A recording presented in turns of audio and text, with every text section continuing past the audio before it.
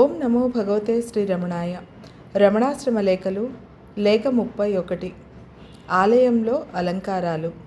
తేదీ 27/1/1946.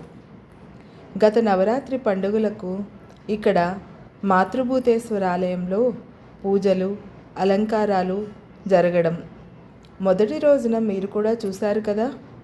9 రోజులు రోజుకొక అలంకారం చేయడంలో ఒక రోజున అంబ శివుని ఎడబాటు సహించలేక తపస్సు చేసిందనే పురాణగాథను అనుసరించి ఒక చిట్టు నీడన ఆమె నివసించినట్లు అలంకరించి రాత్రి భోజనానంతరం భగవాన్కి చూపారు.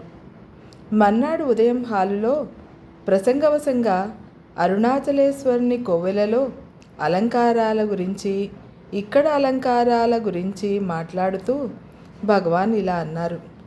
నిన్న అంబ తపస్సుని అలంకరించారు. భర్త ఎడబాటుచే పరితపించే పార్వతి పట్టుచీర కట్టుకొని, బంగారు నగలు పెట్టుకొని, పూలమాలలు ధరించి వయ్యారంగా చెట్టు కింద కూర్చున్నదంట. ఎంత సందర్భంగా ఉందో చూడండి అలంకారం. మన వాళ్ళు చేసేది ఇలాగే ఉంటుంది.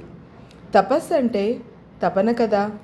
పరిహాసార్థం పరమేశ్వరుని కళ్ళు మూసిన పార్వతిని పరమేశ్వరుడు ఆ దోష నివారణార్థం తపమునర్ప నియోగించుట చేత పతిని విడిచి వచ్చి అనుతప్తమై కృషించి తదేక దీక్షగా శరీరమును మరచి ఘోర తపమునర్చే అంబవేషమట.